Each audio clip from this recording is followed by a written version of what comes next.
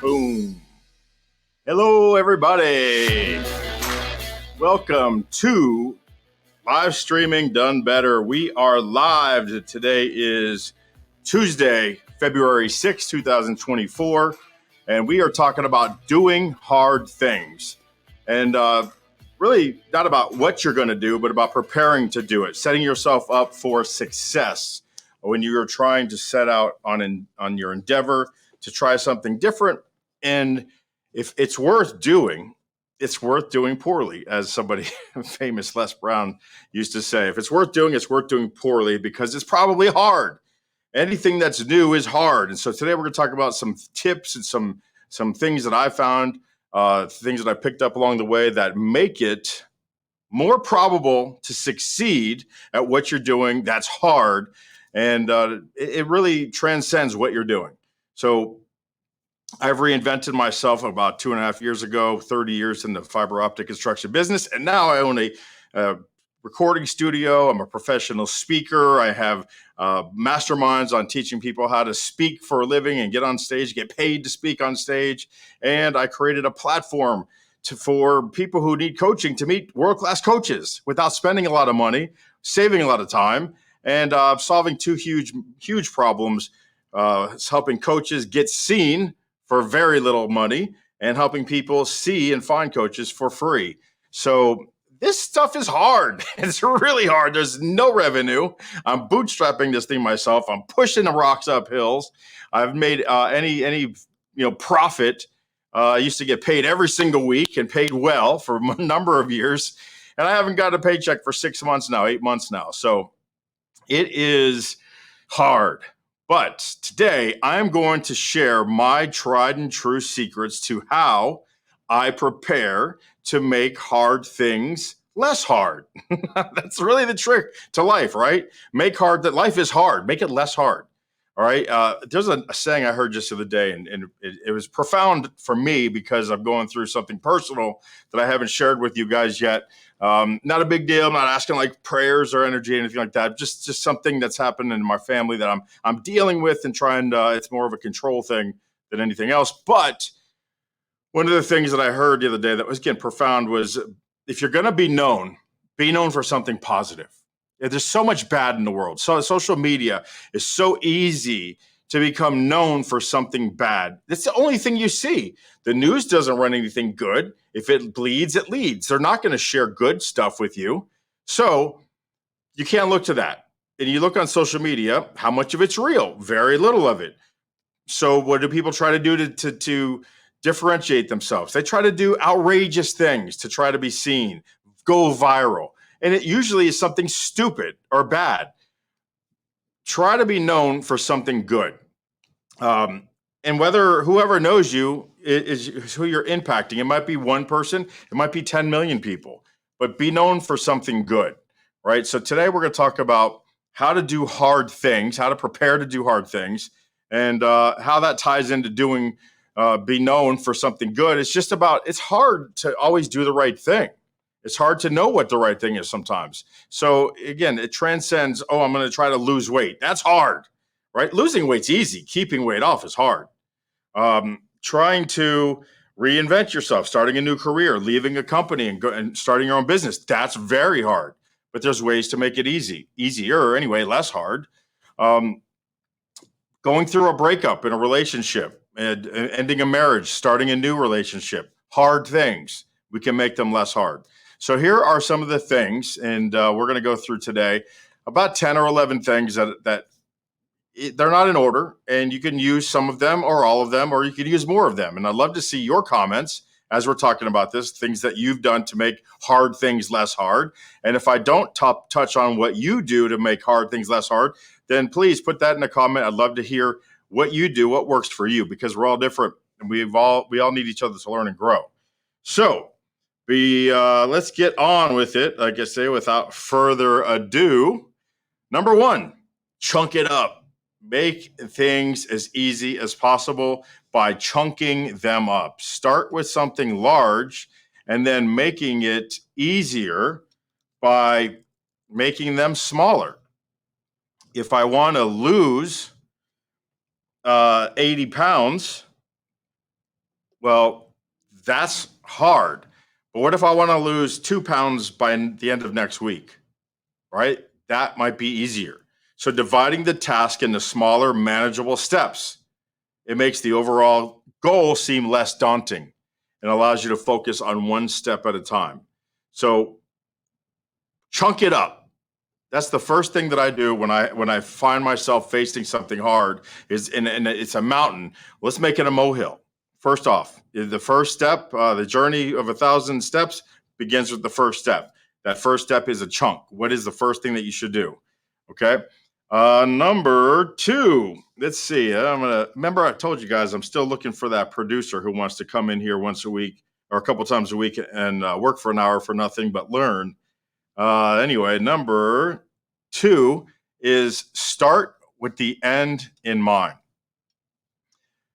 Uh, Really, this comes down to setting the goals. This is one I learned, and I'm going to talk a lot about the stuff I've done and learned from on Tony Robbins and stuff like that. But this is a big one. I mean, starting with the end in mind is kind of akin to setting the goal, setting the clear goal, setting the expectation. What is it? I have a goal in mind, right? Again, if you go back to leaving my company to start a new business, having that knowing how much money you need to earn as profit off the business is really something that you need to know. So starting with the end in mind, you'd have to then work backwards, reverse engineer everything from that. What are your overhead? What's your expenses? What are the liabilities? What's the cost of opening the business? All of these things. How long would it take to hit that number that you need to support your family? These are things that starting with the end in mind, it makes it easy then to chunk them up. As you start with the end, that's your goal. So setting the clear goal. And then now you can work backwards and do tiny steps backwards, reverse engineering your way to success. So that might be a good show one day. Reverse engineer your way to success. Take a note, producer. You got it. I got you down. All right. Now, next one. We're going to fly through these because they're not revolutionary. These are things that you probably heard of, but we're just trying to put them in one place where you can come to and check and say, yep, that makes sense. Let's go with visualize success. Visualizing success. Now, when we talk about starting with the end in mind, we need to understand that what does that look like? So when we say visualize success, one of the things that we talk about in business and being successful in business is not selling the product or services, but selling the result. And that all comes from visualizing the success, understanding what the result's going to be. What is it going to be monetarily? What is it going to mean to your family? What is it going to feel like? What is it going to free you up to doing? Who are you going to be able to help? How many people are going to be responsible and be able to celebrate with you when you finally make this goal and you finally hit this, what you started off trying to hit? Having that clear vision of what it's going to feel like when you achieve this goal. People don't remember what you do or what you say or what you did for them. They remember how you made them feel, right? Maya Angelou. So you could do the same thing.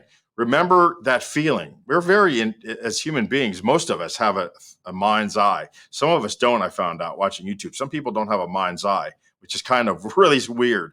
But in your mind's eye, you can actually feel, right? You can create these emotions and you can actually feel these things about what it's going to be like on that day, on that evening, on that week, that year. So when you do this, you'll be able to access this over and over again when you're going through hard times. So visualizing success is really important. That leads us to our next hack, our next step in preparing to do hard things. And I call it finding your drive. Finding your why creates motivation. So why do I want to do this? Why do I want to start a business? Why do I want to lose weight? Well, why do I want to lose weight? I want to be more healthy. That's not a why. You're going to have to, that's maybe the first why. I want to be more healthy. Then you're going to have to go down 5 more whys, five layers deep in order to hit some drive foundation. When you start hitting drive fuel, you won't need motivation, but you got to be crystal clear on your why. So I want to lose weight. Why? Because I need to be more healthy. Why?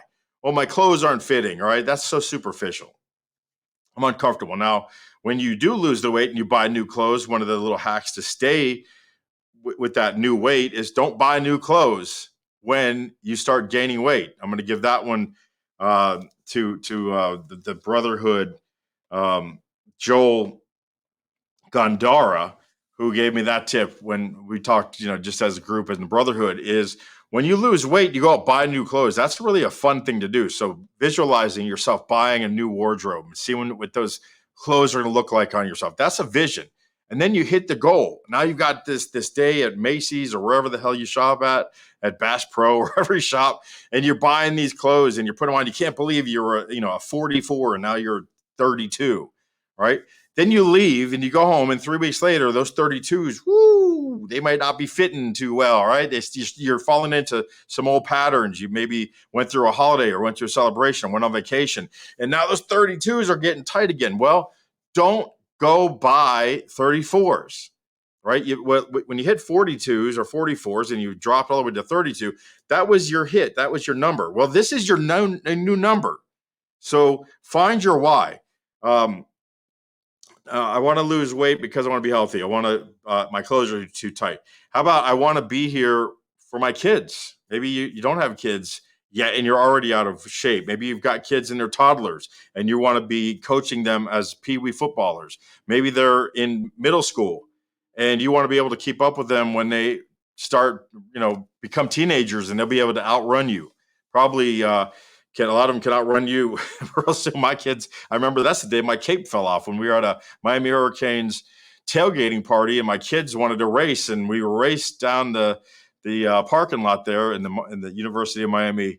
Or well, I was at the big stadium there in Miami for the U of M game, and they beat me. Both of these bastards beat me, and they were like, "Wow, just beat Dad in the race." And I remember clearly that's the day I felt like my cape fell off. Like I wasn't Superman anymore. Um, so again, but I could do it. I was healthy enough, or I was in a foot race with my kids. They beat me. Good. I was keeping up with them.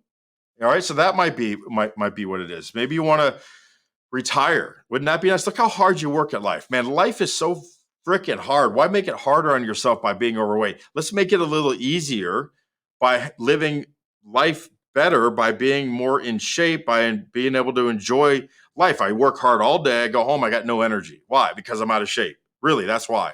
If you were in shape, you'd have more energy when you go home to spend quality time with your family. You just spent 10, 12, 14 hours with your company because that's what it takes, right? Forget about the 9 to 5. When you're a company guy, you're a 5 to 9 guy. But at 9:30, when you're home, you want to have something left in the tank, right? Working out, living healthy. That's a big why. Maybe after 40 years of this, when you retire, you want to have 30 years left to enjoy your time, right? Now you're talking about drive. Now it's not motivation. Your why is so deep. It's like, I got 30 freaking years to spend with my wife at my dream house on the beach where we don't have to do anything all day except for live and give like nobody else, as Dave Ramsey says. Live and give like nobody else. I want that to be the longest part of my life, not the shortest part of my life. When I can finally retire because I've done everything right by so many people and now I'm dead. Look at Toby Keith. Toby Keith is like 62 and dead, right? He just died last night of stomach cancer. None of us know when our time is. So imagine if your why, right? If your why is, oh, I want to lose weight because I want my clothes to fit, that's not going to last you. But my why is I want to be healthy enough to live for 30, 40 years after I retire so I can actually enjoy my life, not like Toby Keith, who did so much for so many people and now, bam, gone, right? Now, I'm not saying he could help it. I'm not saying Toby Keith got cancer because he lived unhealthy. I'm not saying that at all, but you just don't know. And I'll tell you what, being unhealthy, you're more likely to get cancer than if you live healthy. More likely, not unlikely, but more likely. So don't take it the wrong way. My heart, goes out to the family and everything, but man, that's why. That's my drive. My drive is, I used to be 280 pounds. I got down to 218 in December. I'm all the way back up to 230 now. I'm a yo-yo, but I'll never be back up to 280, 290 again. That ain't happening. So moving on to something more enjoyable than death for motivation, right? So let's get on to the next one. And that is, speaking of moving on to something more positive, how about staying positive? Stay positive. It's hard to do hard things. And when you're hard on yourself, like some of us are so hard on ourselves that you got to remind yourself, let's stay positive. These mistakes that we're making are lessons. These pitfalls that we're falling into are opportunities to get better. Taking these wrong turns are just the means to meet the people that we need in our life to get back on the right track. Okay, so staying positive when we're hitting all of these hard times is key to the stick with itness that we need to get through to make hard things less hard. And when things are becoming less hard, they become enjoyable. When they become enjoyable, they become habits. When they become habits, they become second nature. So being positive about these things that are going to happen, not if they happen, but when they happen, because if they don't happen, guess what? It wasn't hard enough. All right. If you're getting through some of your hard things and it's a breeze, you're hard. You ain't your bar is too low. All right. Raise that bar because you've got some tools that I'm giving you right now to stay to get through and over those higher bars. Okay. So staying positive, very important to making it, getting back and jumping again and missing, getting back and jumping again and missing it and hitting that wall over and over. Staying positive, really a big deal on how to make it to the next level. All right, moving on. Eliminate distractions. And this one was one of my biggest, hardest hurdles to overcome. I am a professional, hardcore squirrel chaser. You can't chase 5 squirrels and catch any of them. If you're going to be chasing a squirrel and you're chasing 5, you'll never catch one. And that's what I used to do. I'm always the big, better deal guy. I look at it, there's a bigger, better deal. There's a better opportunity here. I put all my eggs in this basket. Now here comes a new egg. Look at that over there. It's not even an egg. It's something totally different. I'm going to go after that now because, this was good. Yeah, I saw the value in this. But that's because I didn't see this yet. These are tests. So you're going to be tested every time you decide on a path. You are going to be tested with something that's shinier, that's better, that's bigger, that's easier. Don't fall for it. Stick with it. A natural conclusion sometimes is failure. And you don't want to jump ship too early before you've reached that natural conclusion of success or failure. And that was one of my biggest hindrances was I just kept always chasing like red herrings, false paths, dead ends. I jump off what I knew I was here to do because I was talked into it. I wasn't getting the results I wanted. I knew I just didn't like it a whole lot. You're not going to like it until you start getting better at it. So eliminate those distractions if at all possible. And those distractions could be looking at new opportunities, answering the wrong emails, taking meetings with the wrong people, hanging out with the wrong people for sure. Distractions, going out at night instead of getting rest, listening to people who say you can't do it. Get these people out of your lives. I don't care if they have your same last name. You don't have to divorce them, but you got to separate yourself from listening to them. In one ear, out of the other. If you've grown up, if they're your family, brother, sister, cousins, spouse, sometimes parents. These are the people that are a lot of times in our lives who are our biggest hindrance. I'm not saying that firsthand. I'm just telling I know how it is in life. There's a lot of people out there who are exposed to this. You got to get stronger at not listening to that. All right. They're not looking out for your best interest. They're trying to drag you down. It's that whole crab thing. The crab, the one that's getting out, and the other crabs are going to reach up that bucket and drag them down. Right? You're not helping them lift out. They're dragging you down. They're purposely pulling on you. They're not helping you pull yourself up. They are pulling you down.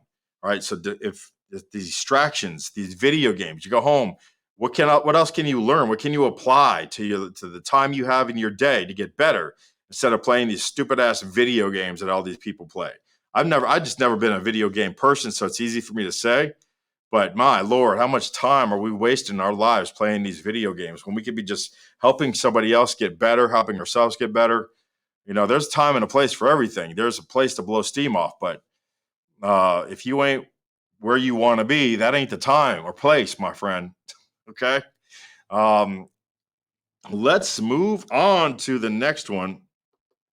And that is giving yourself a break. It kind of goes with staying positive, but how it's a little bit different in my estimation is you can still be positive and not let yourself off the hook. So I'm very disciplined. I've got a very on certain things. I'm very, very, very principled. I have a lot of integrity. I've got a lot of principle.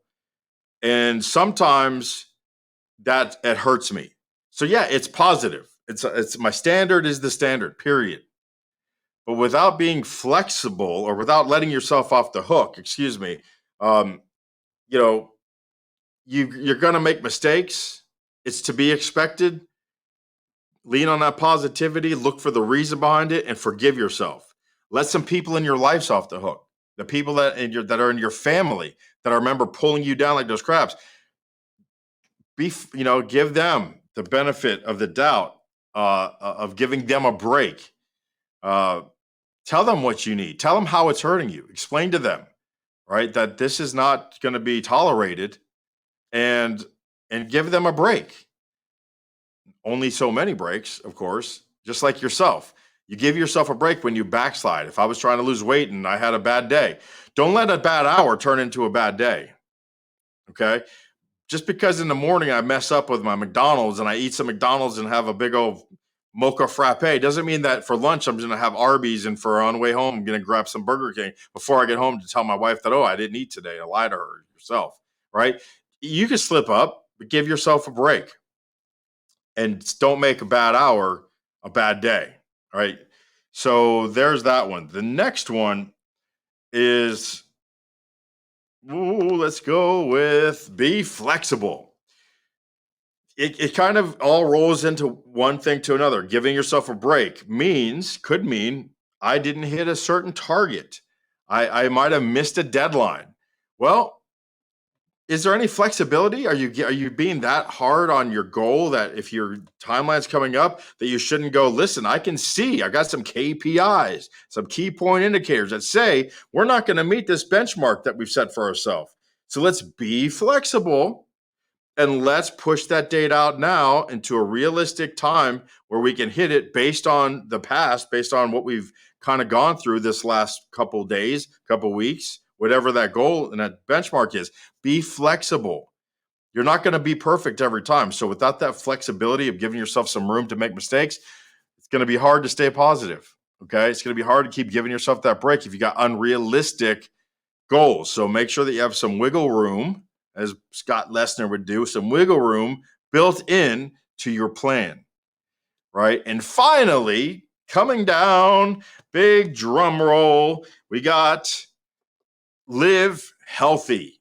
When you are trying to do hard things, the last piece of advice that I will give you is that it's much, much easier to do hard things when you are living your life healthy.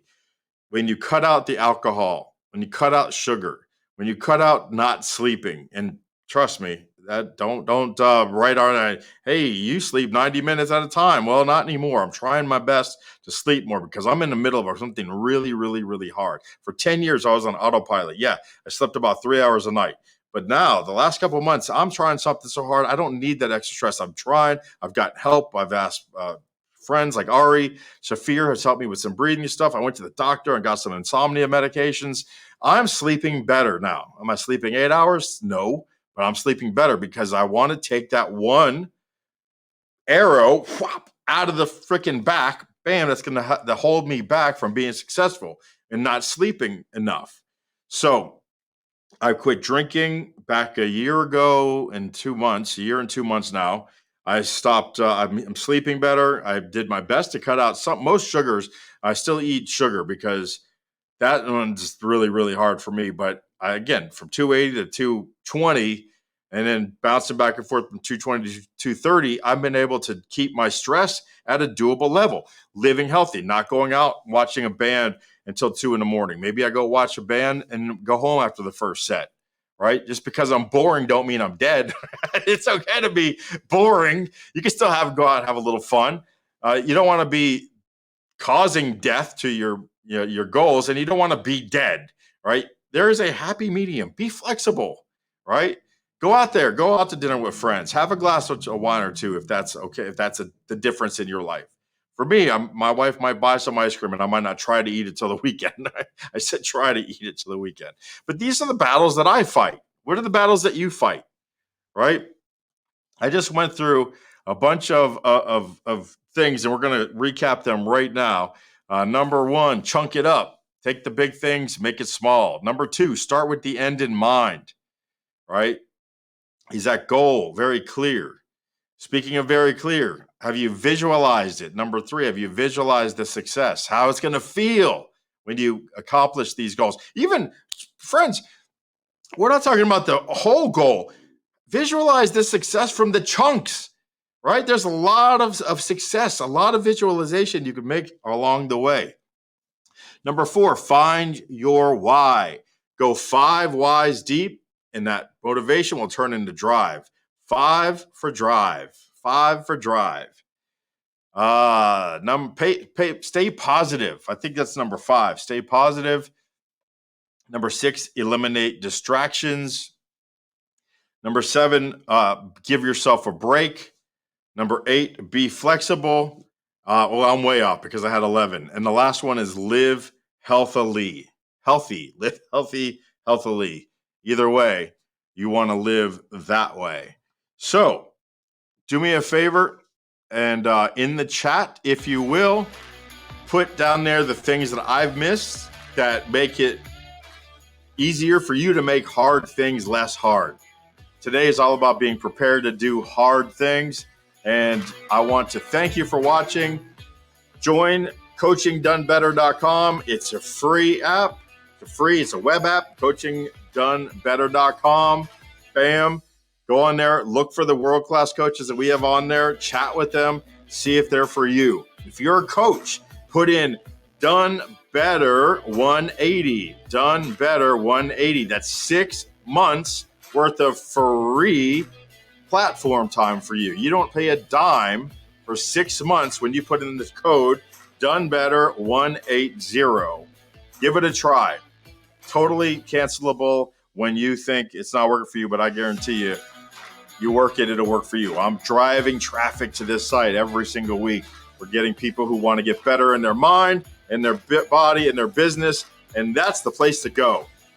So we'll see you on Thursday. No show tomorrow. I'm actually at a client's house doing a studio build for somebody. So let's get it on. Let's get better, improving every day. Adios.